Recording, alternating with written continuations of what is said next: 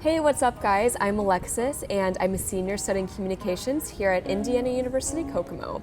Over spring break, I got to go to China. Pretty awesome, right? I went with my cross-cultural communications class taught by Donna McLean. The main reason we went was just to apply the concepts that we've been learning about this whole semester.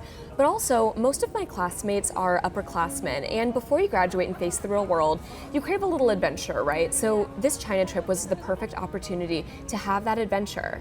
There's no way I could possibly fit and describe everything I did into this trip into one video. However, I had so many peak moments and I have to talk about some of them.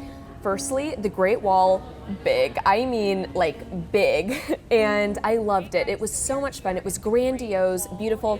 Everybody goes there, and I know it's like the classic thing to talk about, but really, like, until you're there, you don't realize how cool it actually is. Super steep.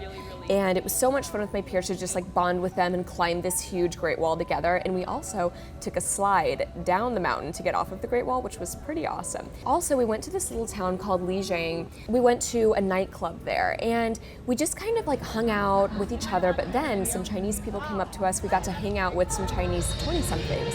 And really up until that point, there was this like polite veneer with everyone. Like we would interact with Chinese people, but it wasn't like a true organic interaction. We just like had fun with them and danced with them and got to know one another. We also went to the Muslim marketplace. I think that this was probably one of the coolest things that I did. You think about China and you think Chinese people are just Chinese, but that's not true. Actually, there are so many ethnic minorities in China, and so being able to see the different foods, the different languages, the different creations that they would sell was pretty interesting. We also drank tea in a tea house in a little town called Dali. It was this whole long dramatic ceremony. It was a really interesting cultural experience and very pedagogical. Our last stop of our China trip was a town called Kunming. We went to a dance performance of ethnic minorities, and basically what they did was kind of express and show and depict their culture and their customs and their traditions through song and dance. And it was colorful and dramatic and amazing, and I loved watching that. One of the concepts that we really focused on in class is the fact that our world is becoming increasingly diverse because of globalization. So how do we deal with this new diversity? Well, we have the 6 dialectics, which are basically frameworks of thought through which to view and understand culture. And my favorite dialectic that I took from class and used in China all the time was the similarities differences dialectic. Cultures and people are simultaneously different and similar to one another. Usually when I travel internationally, I think differences stick out to me the most.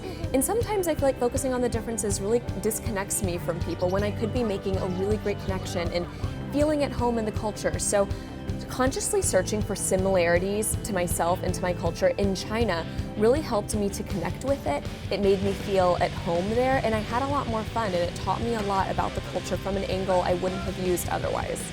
Also, people can be very ethnocentric, and I think that one of the biggest ways to reduce ethnocentrism is by studying abroad. Like, reading about another culture in a textbook is not the same as being immersed in it, and like speaking to these people, building friendships with them, getting to know them. And it just kind of shows me that you shouldn't judge other people even though they're different from you. Everyone is valuable in a different way, and we all have something to contribute to this world. So that's important to keep in mind, and studying abroad really kind of emphasized that to me. Oh, by the way, a lot of us went on this trip because of scholarships, and for many of us, this trip wouldn't have been possible without those scholarships. So I just really want to thank the donors, all of you, for taking the time to invest in our lives, making this experience possible, and kind of giving us the tools to make the world a better place and enrich our lives personally. Thank you so much.